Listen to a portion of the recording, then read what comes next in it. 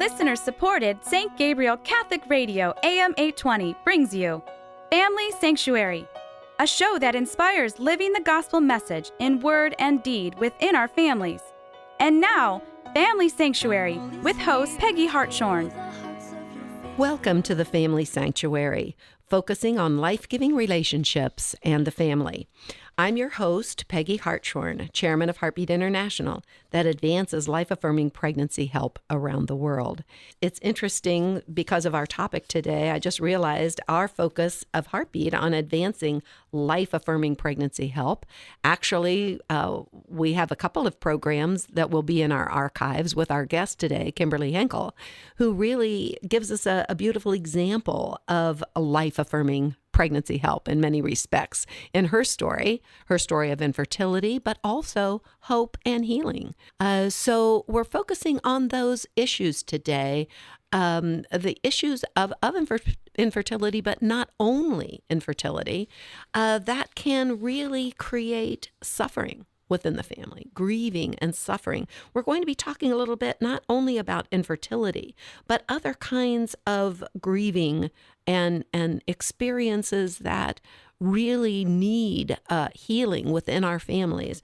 For instance, we're going to be looking a little bit also at child loss, families experiencing child loss, the loss of children at any age, whether that may be in miscarriage or stillbirth, the loss of a child or an adolescent or even an adult child.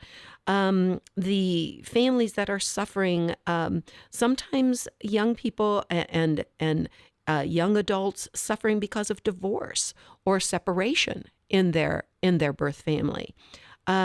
Issues of young adults who are struggling with infertility, families that are struggling with infertility, and looking at perhaps adoption or fostering, all those kinds of emotions. What about those who are perhaps considering bringing children into the family in another way? What are the emotions and what kind of supports? This is the exciting thing, that within our church today, there are some exciting new ministries that are being developed. We're going to be talking a little bit specifically about the two that Kimberly is most associated with, Springs in the Desert and Springs of Love, but also others. So I think you'll be really blessed by our program today. So welcome, Kimberly. It's good to have you again on our program. Yes, thank you. I'm very excited about sharing all the great works that the Holy Spirit is doing right now. Absolutely. And, Kimberly, you shared with me that there's such a need for these kinds of programs in our church today, programs that deal with the ordinary. I hate to say they're ordinary now, but they are. People suffering from divorce, people suffering from infertility, child loss. It's so common, isn't it, in our church today? And yet, share with us some of the statistics that you are familiar with about how this is affecting people in our church who aren't finding yet the hope and healing that they need. Right. Well, there was a Pew Research study that was talking about, they had interviewed Catholics, former Catholics, who said the reasons why they left the church. And, some had just gradually drifted. 65% stopped believing in the church's teachings, and 43% left because their spiritual needs were not being met. 43%. Mm-hmm. And what we have found is that there are so many people leaving as a result of their suffering not being addressed, not being able to make sense of their suffering, them not feeling like the church can help them make sense of their suffering, mm-hmm. and they just either think God has abandoned them, mm-hmm. or they can't understand why God would take their child, mm-hmm. why God would not allow somebody to get pregnant, mm-hmm. why God would allow their parents to divorce and leave them with this brokenness at the origin of their story. There's so much suffering, and if we don't, as a church, help come alongside and accompany people and help them find God in the midst of that suffering, mm-hmm. people are leaving. Yeah, that's a shocking realization. Actually, we wonder why church attendance has decreased by 50%, in the last few years. I didn't properly introduce our guest today, Kimberly, before we get into more of this this need that we have in the church today, and how the Holy Spirit is lifting up people to help with that need. Our guest, Dr. Kimberly Henkel, is the co-founder of Springs in the Desert and Springs of Love. Springs in the Desert is dedicated to spiritually and emotionally accompanying those struggling with infertility and loss. And Springs in the Desert is focused on Springs of Love is focused on helping those who are discerning and considering foster care and adoption. So Kimberly brings not only her own personal experience of suffering through infertility, of experiencing intensely those kinds of feelings that go along with that, as well as the need for accompaniment, which also she could not find originally. Who can help me with this? Who also is experiencing this? Who can I process this with? And finally, what can I think about in terms of the doors God may be opening now for healing? Perhaps foster and adoption. What about that? So her testimony, which is in another program in our archives called From Infertility to a New Fruitfulness, is a beautiful example of your story, Kimberly. But Kimberly brings to help other couples in our church today. She brings a wonderful academic background also of understanding the church's teachings. She holds a PhD in moral theology and ethics with a focus on bioethics from Catholic University of America, and also a master's degree in theology from the John Paul II Institute. So God has really created a beautiful package here, Kimberly. Allowing you tapestry to experience so intensely some of these very important issues that couples are facing in our church today. And until very recently, they have not had many avenues for healing. So let's talk about, we mentioned Springs in the Desert and Springs of Love. Recently, Kimberly, you were part of a conference that was sponsored by the National Association of Families National Association of Family and Life Ministries, which was in San Antonio. Apparently, this is a group of family and life ministries representing dioceses and churches, all over the country. And your ministries and these ministries of healing that we've been talking about are still very much in infancy in our diocesan programs. There weren't, aside from the ministries we're going to be talking about today, they were not very well represented. Is that correct? Well, I have to just say that OSV, our Sunday Visitor, they have this new Catholic Innovation Challenge that they've been doing each year, and hundreds of ministries apply, and they select the top 12 most innovative Catholic ministries. Wow. And then they, last year they awarded three grand prizes. So the ministries that I'm about to talk to you today about, Redbird Ministries, that they help couples who are suffering the intense grief of losing a child, mm-hmm. And Life-Giving Wounds. They really help minister to those adults whose parents divorced, mm-hmm. and that, leaves a scar and makes their marriages very difficult as well, often. Mm-hmm. So those, and our ministry, Springs in the Desert, the three of those ministries were in the top 12 finalists last year with the OSV competition. So now and Redbird Ministries actually won one of the grand prizes. Very well deserving of that.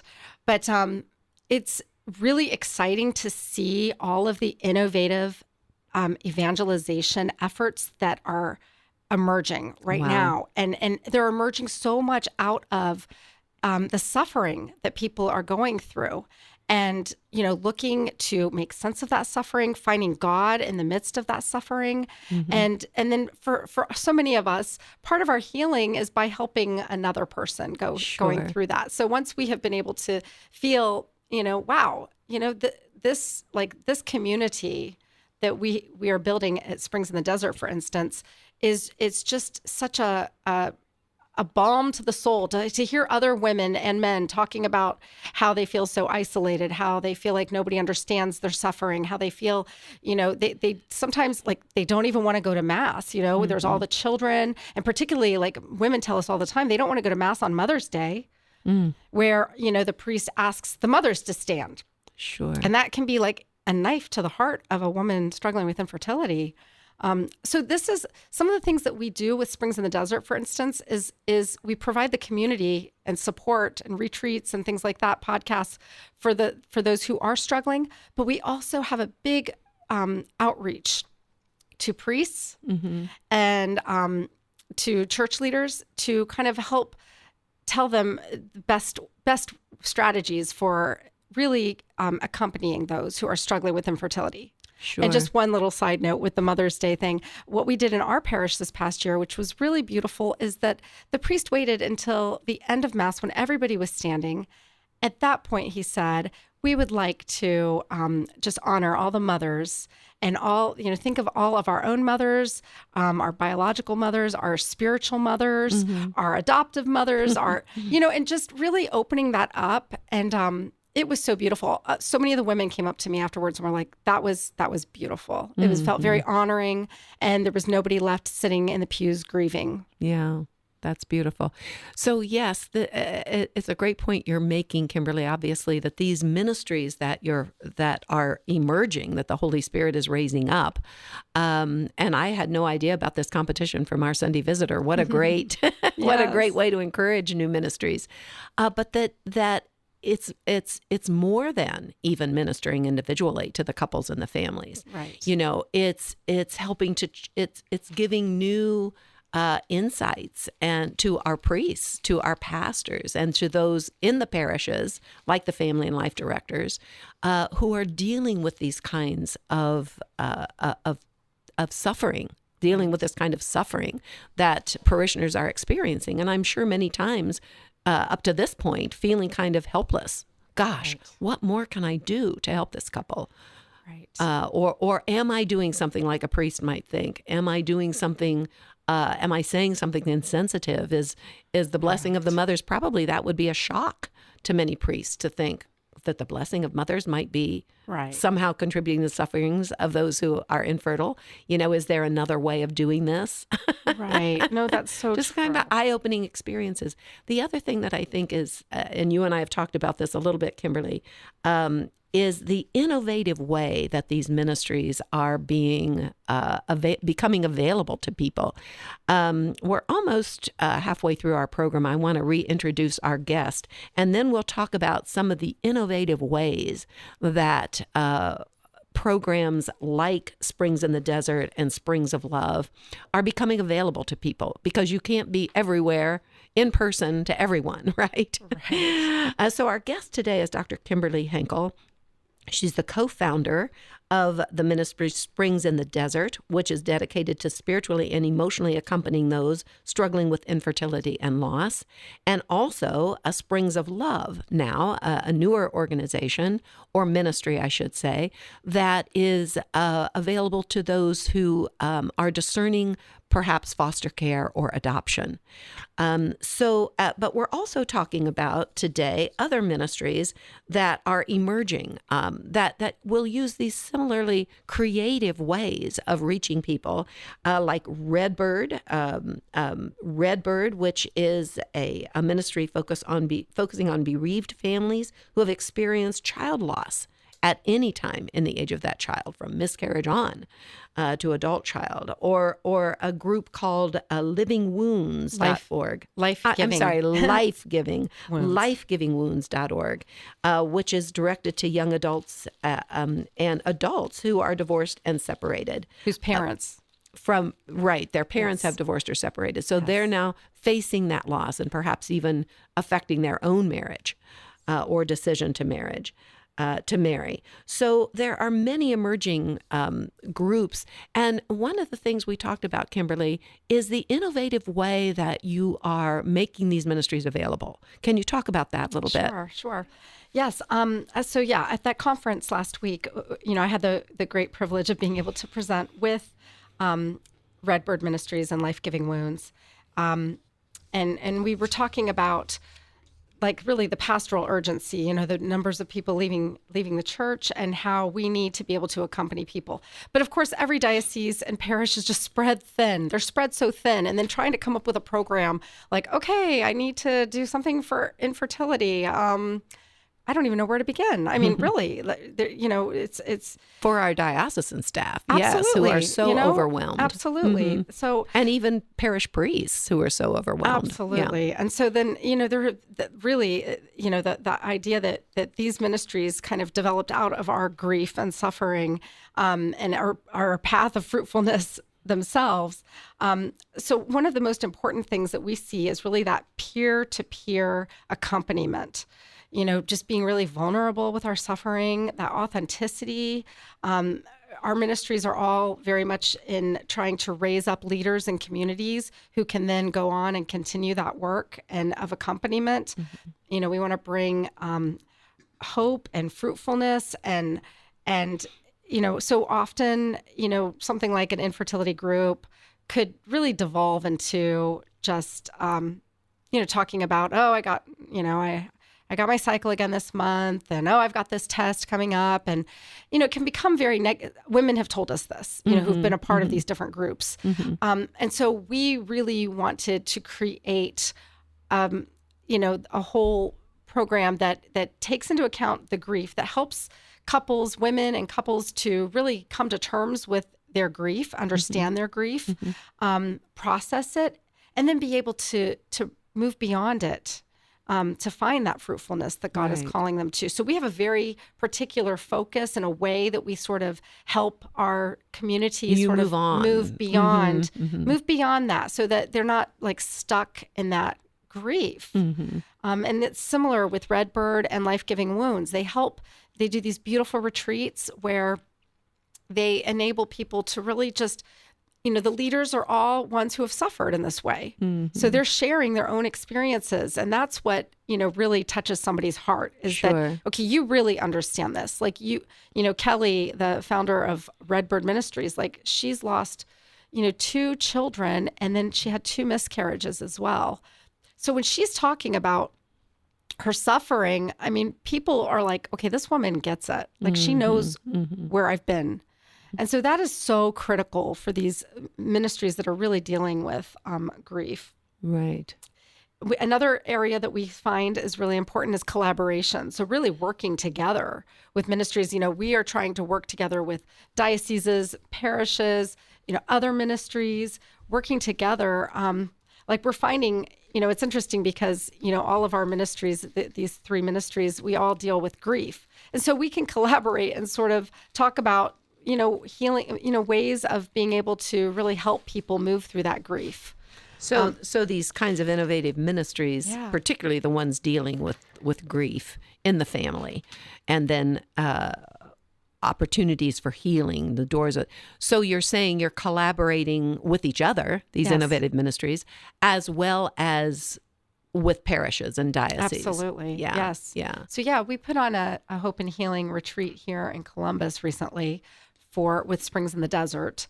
And that was like a joint effort. It was wonderful to have, you know, they were helping to put it on, put the event on, and, you know, Springs in the Desert, we were the speakers, and we, you know, it was our, you know, it was your stories, our stories, like you say. Absolutely. And it's just so encouraging. It's so encouraging. I mean, one of the main things that people say when they go to our retreats is, wow, I feel heard.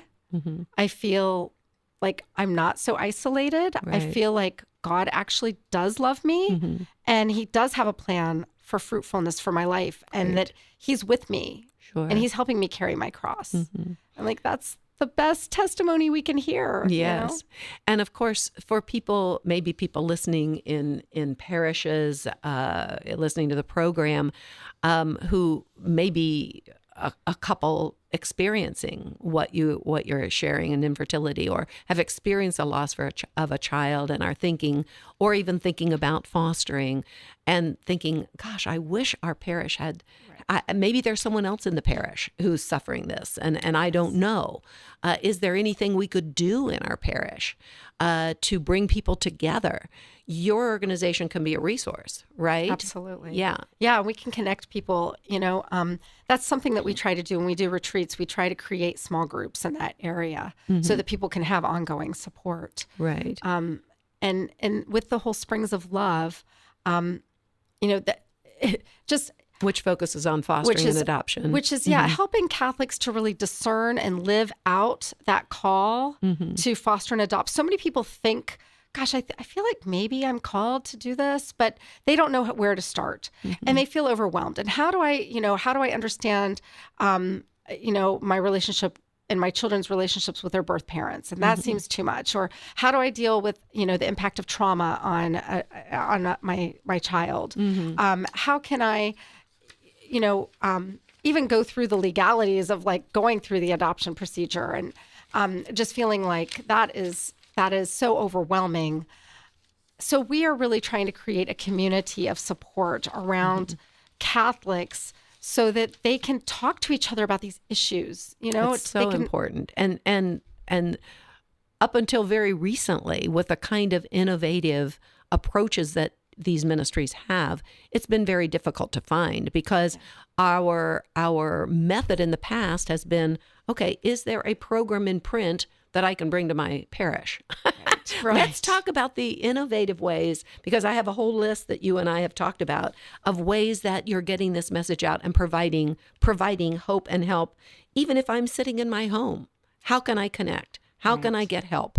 So there are, with technology, the blessing and curse, but the goal is really to create community. And we found this, the past couple of years with Zoom meetings. So we do like a virtual, with Springs in the Desert, we do a Lenten small group series, which is just so beautiful. We'll have somebody give a reflection, and then, we split up into those little Zoom rooms. I know people are zoomed out a little bit, but, at least we know how to least we know how to use it now. We had to learn. Right. That's right.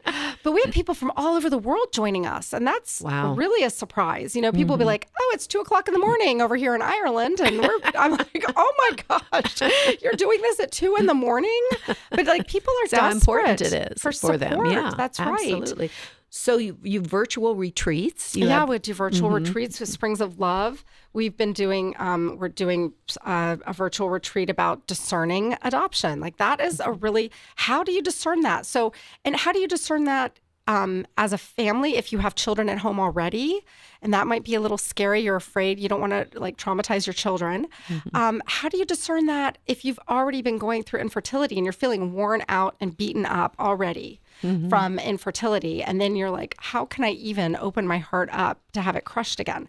Right. So this is a discernment process, right? And this is, this is why we are trying to bring tools and couples who've experienced these things to, to speak to our community, so that it's so important to know you're not alone. Other people are experiencing the same, and these feelings that I have are not totally ridiculous. Right. Right. Well, you mentioned podcasts too. You have podcasts available? Yes. Yep. So we have been doing a podcast for Springs in the Desert. We'll be starting one with Springs of Love soon.